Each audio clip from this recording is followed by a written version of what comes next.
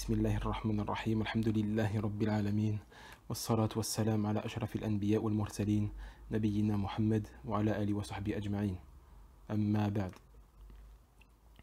Donc j'aimerais attirer votre attention sur un personnage, sur un individu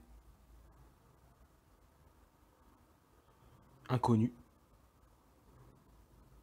ignorant, semeur de troubles, qui se cache derrière un pseudo nommé le Voyageur. C'est marqué comme ça, le Voyageur. Vous le verrez sur Twitter, je pense qu'il s'appelle le Voyageur. Donc cet inconnu-là, dont on connaît ni son prénom, ni où il a étudié,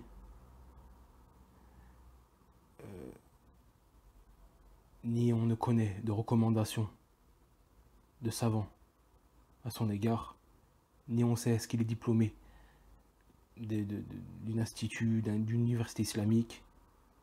Donc je pense que non, sinon il l'aurait. Car ces gens-là, il suffit qu'ils ont un moindre statut, ils le mettent en avant. Donc ça. Et j'ai remarqué depuis plusieurs jours que cet ignorant-là, cet inconnu, dont on ne connaît pas l'identité, s'acharne sur moi. Il s'acharne sur moi. Prenant la place des sectaires ou des innovateurs. Même les innovateurs, que ce soit les Khawarij, les Takfiri, les Ash'arites, etc., ne s'acharnent pas sur moi comme il le fait lui.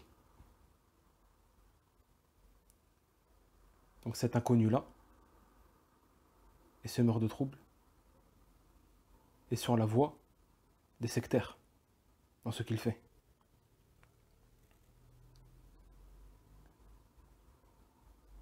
Il essaie de suivre les défauts et de chercher dans le but de trouver une erreur ou deux qui va le réjouir lorsqu'il en trouve une et va la dévoiler au grand jour. Ce que le prophète sallallahu alayhi wa sallam a mis en garde. Qu'est-ce qu'il dit le prophète sallallahu alayhi wa sallam? Il dit celui qui suit les défauts de son frère musulman. Celui qui suit les défauts de son frère musulman, Allah suivra les siens. Et celui dont Allah suit ses défauts, il lui dévoilera au grand jour, même ce qu'il a commis seul dans sa demeure. Rapporté par Tirmidhi ou Abu Daoud et d'autres. Et le prophète sallallahu alayhi wa sallam, il dit dans un hadith, quiconque couvrira les fautes d'un musulman, quiconque couvrira l'erreur d'un musulman, verra Allah les lui couvrir en ce bas monde et dans l'autre.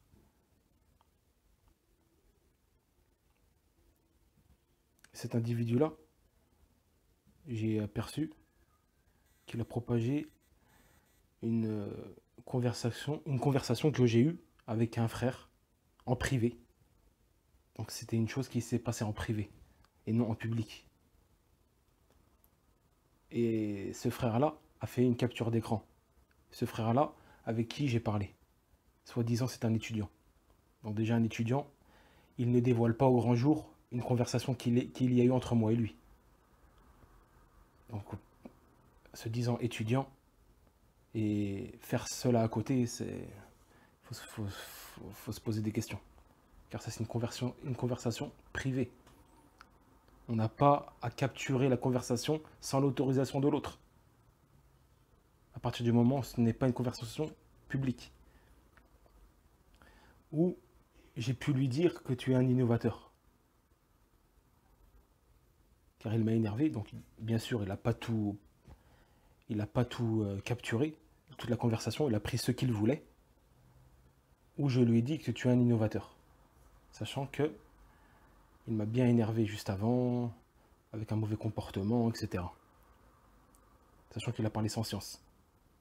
Non seulement il parle sans science, il vient me voir sans aucun comportement, donc étonnant et bizarre pour un étudiant en sciences, qui est inconnu aussi jusqu'à maintenant. Je ne sais pas c'est qui.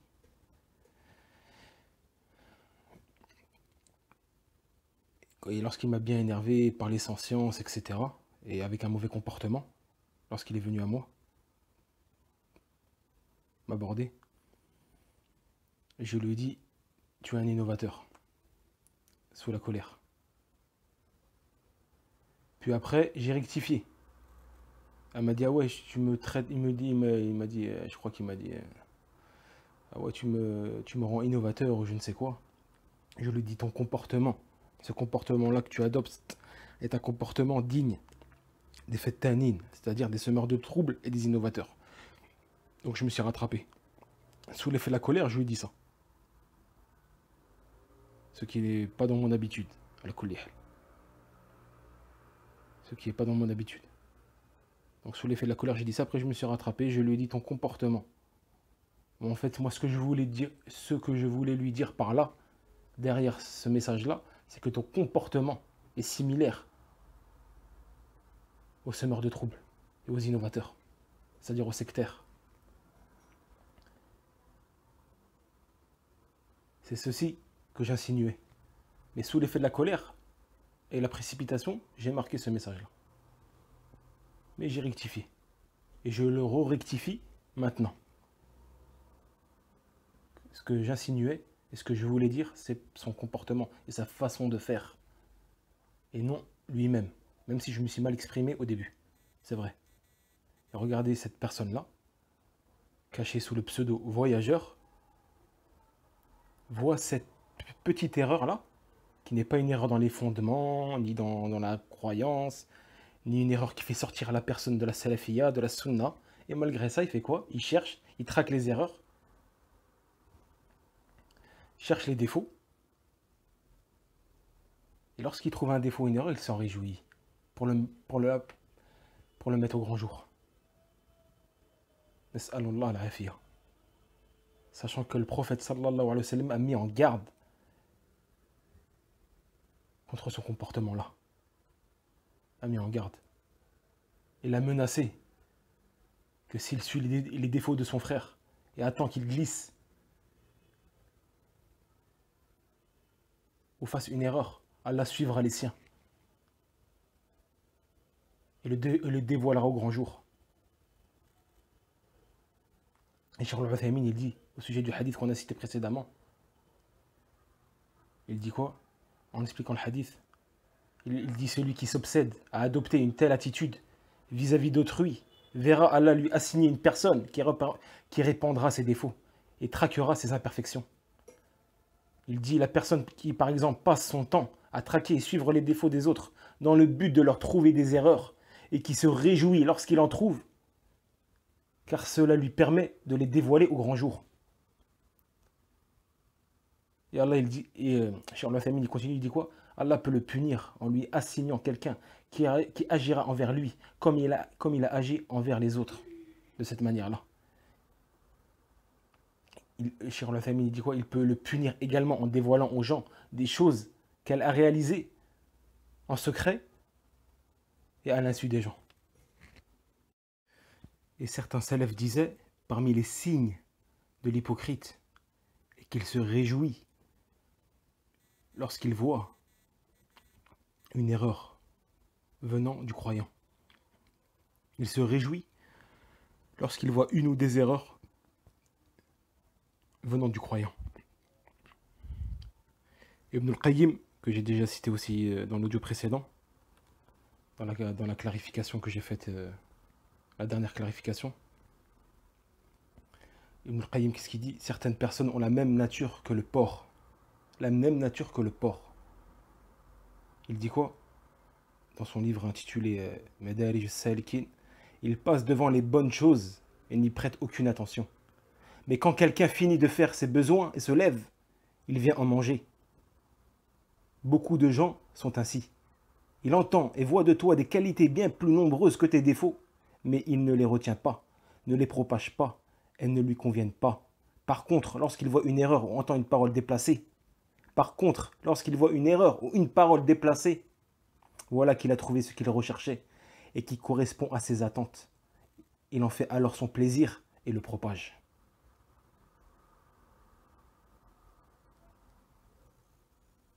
Donc, l'imam Ibn al-Qayyim, rahimahullah, il assimile ces gens à des porcs. Il assimile la nature de ces individus à la nature des porcs. Nas'alullah al-afiyah. Et Cheikh Mohamed Bezmoul, hafidhahullah, il dit quoi? Ne fait pas partie de la voie des salafs. Ne fait pas partie de la voie des salafs. Se comporter avec le salafi comme s'il ne devait jamais commettre d'erreur ou tomber dans ce qui contredit la religion. Donc voici le ménage des salafs sur comment se comporter avec le salafi qui émane de lui une parole déplacée. Que dire alors si ces choses-là ne sont pas fréquentes chez lui? Que dire en plus si cette personne-là a des efforts dans la prédication ou dans la propagation de la science? Donc comparé avec ces gens-là qui prétendent suivre le ménage des salafs alors qu'ils sont les plus éloignés des ménages des salafs.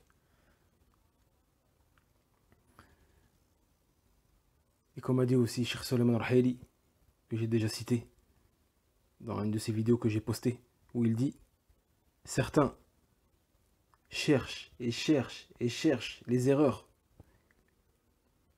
puis trouvent un vêtement propre et blanc, sans tache. Il peut trouver dessus une tache sur ce vêtement. Puis ensuite il rassemble, il rassemble, il rassemble. Et il croit, le cheikh il dit, et sur Suleiman, il croit que cela fait partie des méthodes des savants pour défendre la sunna. Comme ces gens-là prétendent défendre la sunna en faisant ça. Et le cheikh, regardez ce qu'il dit. Il croit que cela fait partie des méthodes des savants pour défendre la sunna. Le cheikh il dit quoi? Par Allah, ceci n'a jamais été la méthode des savants pour défendre la sunna. Les savants regardent dans les sujets religieux. Et lorsqu'ils peuvent trouver une erreur, s'il y a erreur, ils empruntent le chemin légiféré. Et il se peut qu'ils patientent de longues années alors qu'ils connaissent l'erreur.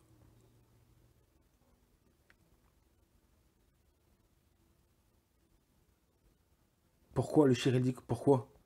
On va résumer. Donc là le cheikh il dit pourquoi? Le cheikh il dit car ils veulent secourir la sunna. Car ils veulent secourir la sunna. Ils ne veulent pas faire tomber les gens. Ils ne cherchent pas à être connus. Ils ne cherchent pas à se montrer. Ils cherchent à secourir la sunna. Et puis il dit, mais à cette époque, certains agissent même avec leurs frères qui sont sur le bien et qui ont une da'wa et une prédication. Et il dit, un tel a ceci comme erreur, un tel a cela, un tel a ceci. Le cheikh il dit quoi? Qui est celui qui n'a pas d'erreur? Qui est celui qui est infaillible? Tout le monde a des... Le cheikh dit, tout le monde a des erreurs. Mais est-ce que cette manière de faire est le bon chemin? Donc comme il dit le cheikh, ces gens, les savants veulent secourir la sunna. C'est pour ça qu'ils n'empruntent pas ce chemin-là, qu'empruntent ces gens-là, qu'empruntent ces ignorants-là, ces ignorants et inconnus. Ils veulent secourir la sunna et non faire tomber les gens.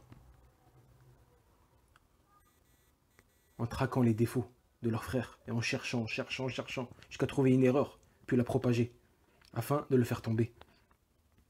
Ceci n'est pas la méthode des savants et des salafs pour défendre la sunna, loin de là. Bien au contraire, ceci fait partie de la voie des sectaires et de la méthodologie des sectaires, de s'en prendre aux adeptes de la sunna, plus particulièrement ceux qui ont certains efforts dans la propagation de celle-ci et de la science. Donc en faisant ceci, tu fais tomber la sunna et non la secourir. Pourquoi? Car tu fais tomber les adeptes de la sunna. Lorsque tu fais tomber les adeptes de la sunna, tu fais tomber la sunna. Et en faisant ceci, tu soulages les innovateurs. En faisant cela, tu soulages les innovateurs. Pourquoi?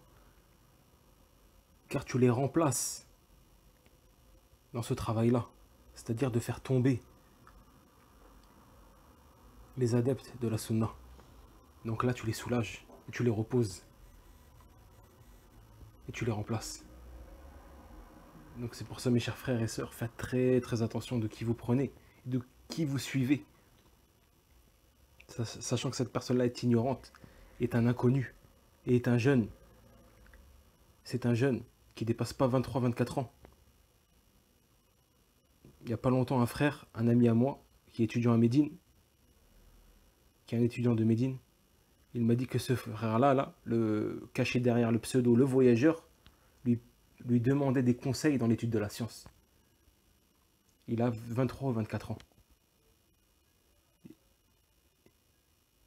À part ça, on ne connaît rien de lui. Il a que 23 ou 24 ans. Il ne dépasse pas 23 ans, 24 ans. C'est un jeune, ignorant. Il m'a dit, le frère là, qui a étudié à Médine, il m'a dit qu'il me pose des questions, c'est-à-dire, il me demande des conseils sur comment étudier la science.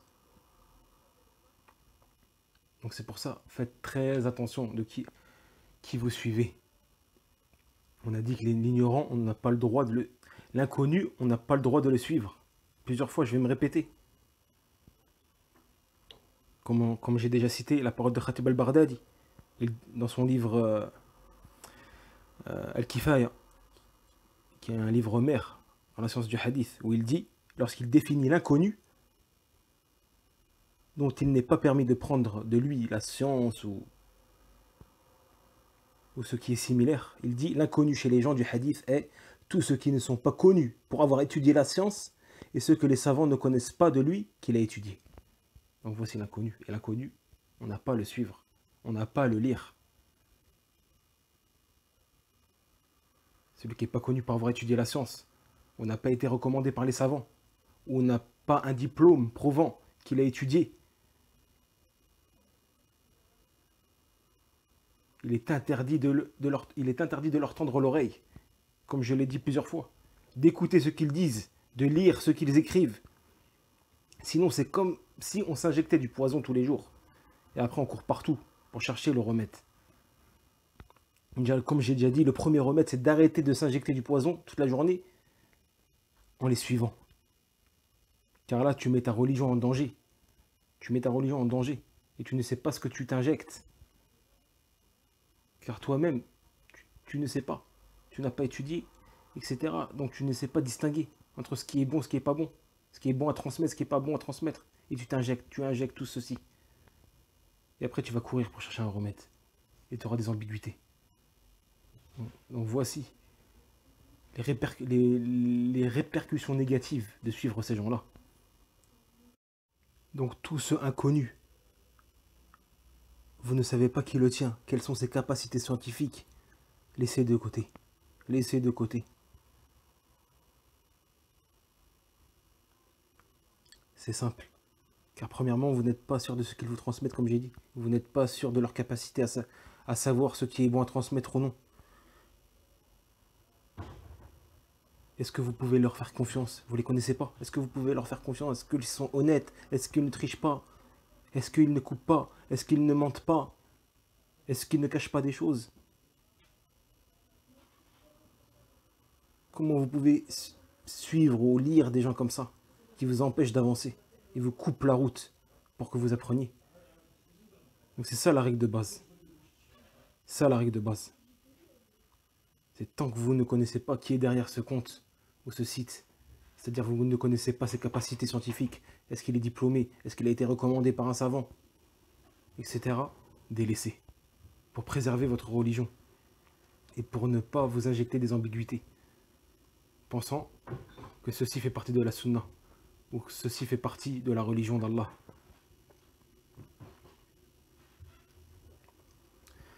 Wallahu a'lam wa sallallahu ala nabiyyina Muhammad.